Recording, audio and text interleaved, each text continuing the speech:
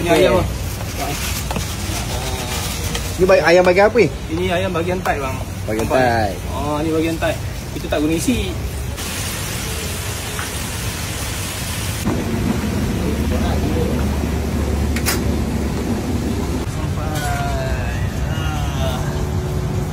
Burger akhir zaman ni burger ayam crispy. Okey.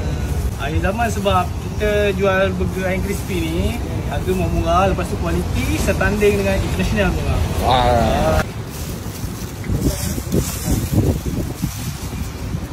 Salad. Ni salad, roti dengan ayam. Ayam yang dah siap perap. Ayam kita perap tau, bukannya ayam kosong. Okey. Kita ada sos lain. Boleh pilih nak sos apa. Kita ada sos garlic, sos cheese dengan sos Korea. Tu add on lah. Add on, betul.